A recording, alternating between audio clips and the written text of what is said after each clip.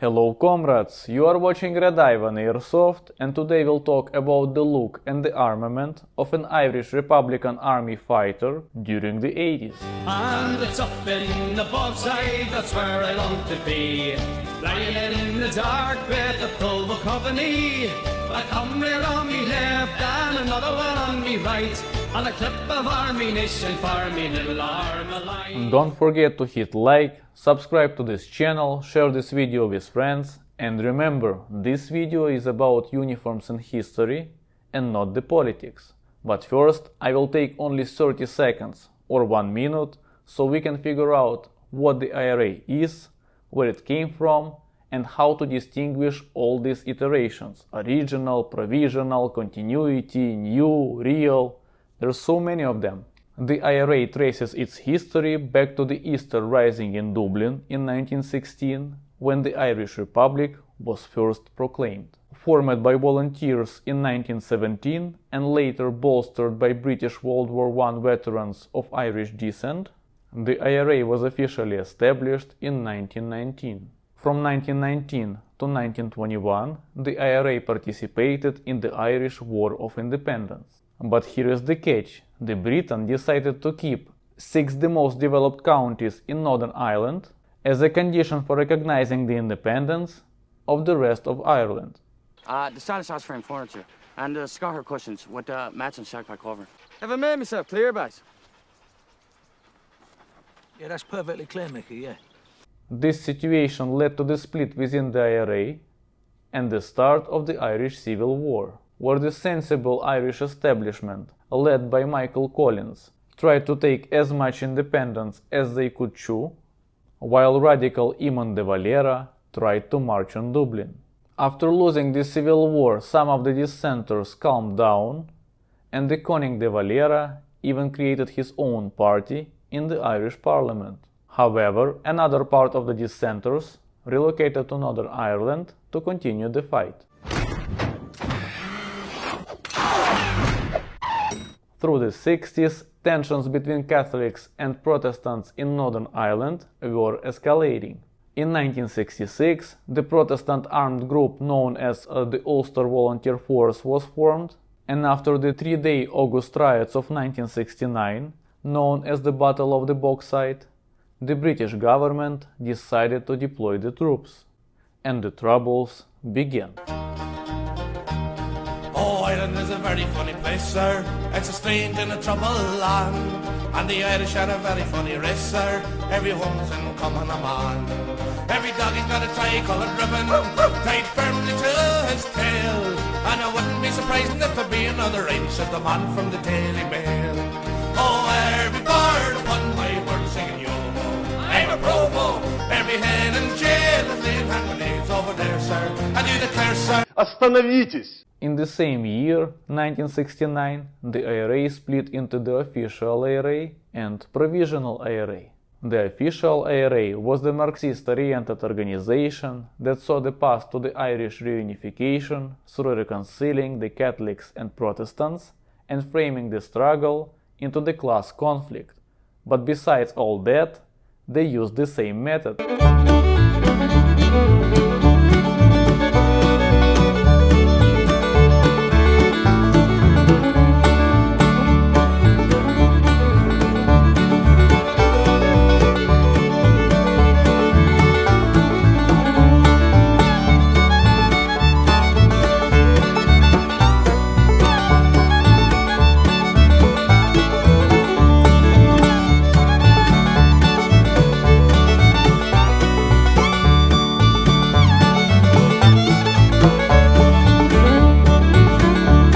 The Provisional IRA, or Provo, was a more conservative organization, unsympathetic to the leftist movement, uninterested in the political games, and unwilling to hold the parliamentary seats. It was a common practice among the IRA members, whenever the senior leadership made concessions and sought the political influence, immediately a fraction would break away, essentially saying, Okay, that's it. Screw you guys. I'm going home. and form their own movement. I'm gonna go build my own theme park with blackjack and hookers. Thus, in 1986, the Continuity IRA split from the Provisional IRA, and after the signing of the Good Friday Agreement in 1998, the real IRA was immediately formed, later gave rise to the new IRA in 2012. As you can see, there were more versions of the IRA than there are pubs in Belfast, and although for the most part there are the same people moving from one organization to another, we'll be discussing the appearance of the Provisional IRA, focusing on the 1980s. Headgear. Primarily the Irish wore black berets, masks, or bows. I opted for the beret for practical reasons. I have an authentic Irish-made beret produced in 1979. My beret features the badge with the phoenix, the symbol of the organization. In later stages, other IRA branches wore Easter lily pins on their berets. The organization, being guerrilla in nature, did not and could not have a standardized uniform. However, cell members tried to maintain a uniform militarized appearance where appropriate. Although in urban ambush operations, civilian clothing was more practical and often used. Speaking of the militarized appearance, this boiled down to using solid-colored olive uniforms from various European countries, or elements of them.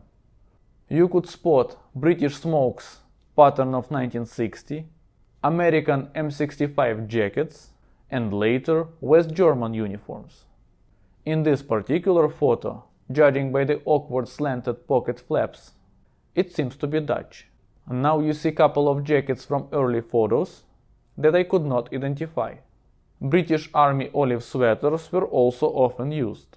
However, in the most pictures of provos, you can see them in the British DPM camouflage jackets. In 80s, the Republicans specifically wore the 1968 pattern jackets. These jackets were used by the British Army during the Falklands War era, a very solid piece of clothing. Stand-up collar with buttons for attaching a hood, shoulder straps for ranks, 4 front pockets, 2 on the chest and 2 at the bottom, each secured with a single button.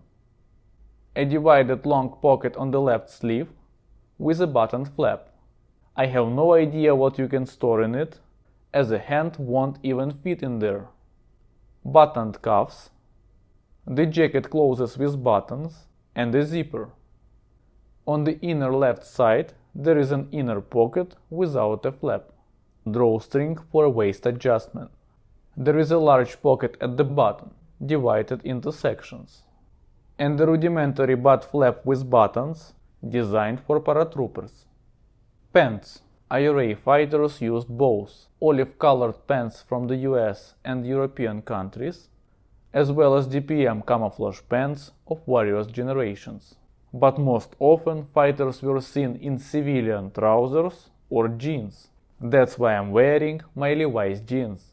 Over their improvised uniforms, they often wore British and American pistol belts, sometimes even 2, and these belts look particularly stylish over a sweater.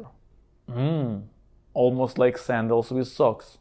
But there were no holster or webbing.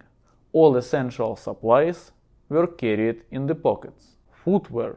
They were army and work boots, as well as various sneakers, depending on what the one had. I am using my favorite, Adidas Gazelle. In winter they also wore knitted, fingerless gloves, or regular knitted gloves. The overall appearance is so varied that it is impossible to cover everything. But we've covered the main points. Now let's move to weaponry. This part is quite complex, so instead of meaningless lists, we'll systematize the sources and focus only on the most interesting samples. At the time of the Provisional IRA's formation in 1969, the IRA primarily had weapons from the War of Independence and World War II firearms pilfered from the British.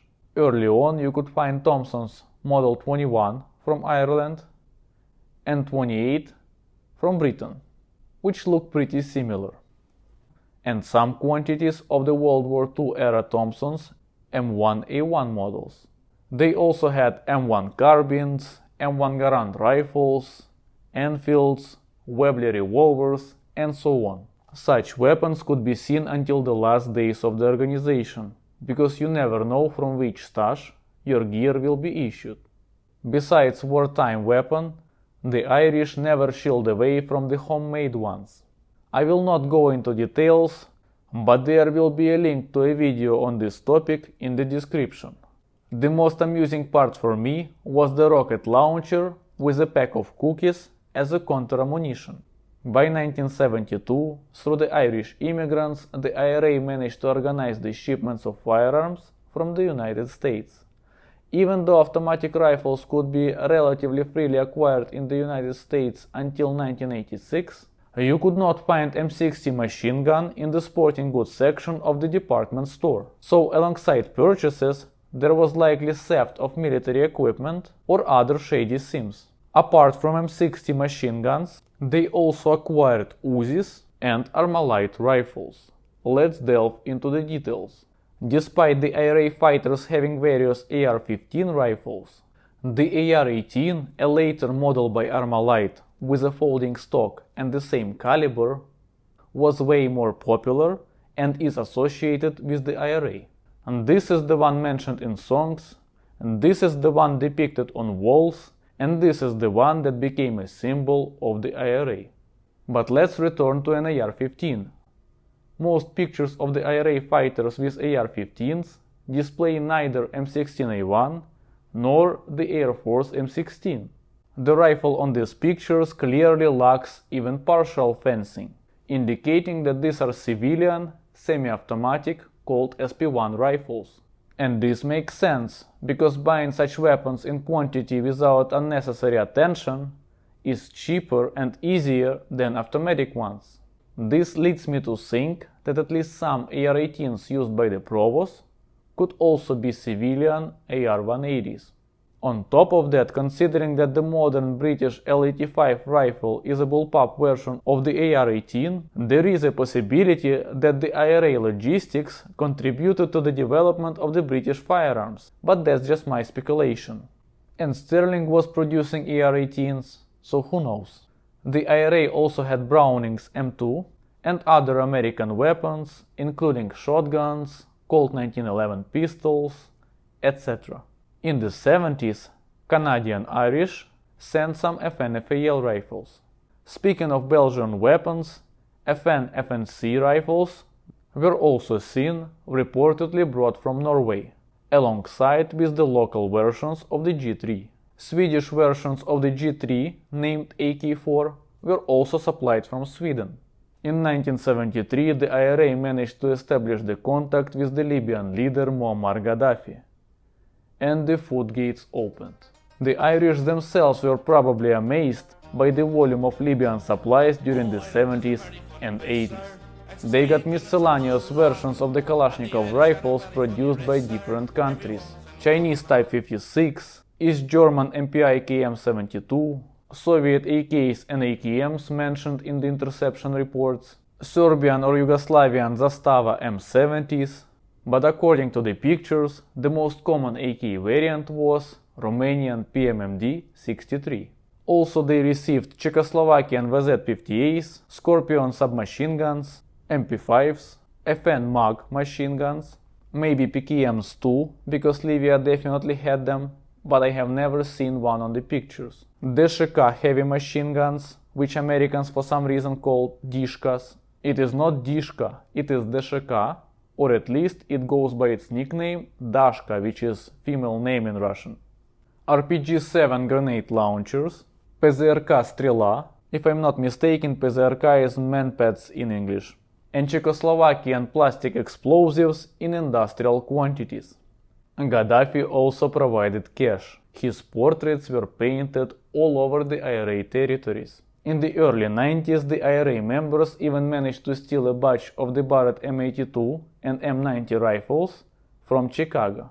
IRA members also used Makarov pistols. This is the later picture, probably not even Provisional IRA anymore, But this is also a relatively modern Makarov version, so I'm curious where it came from. Also, they used Beretta 92 model pistols and Beretta M12 submachine guns, the origin of which remains unknown to me. Now let's take a look at what the average Provo fighter looked like. Might you Carly Finian said he'd come out and fight, but he cried a moany joking when he heard the Armament. I'm starting Kewalkie, that's where I long to be, lying in the dark with the Provo company.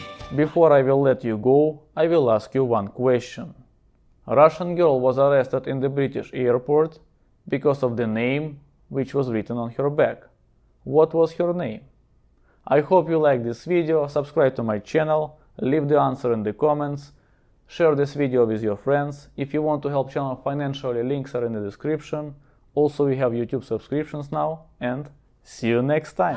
Down in the bog side is where I long to be, lying in the dark with the Provo company. A comrade on the left and another one on the right, and I kept them ammunition for the little Armament.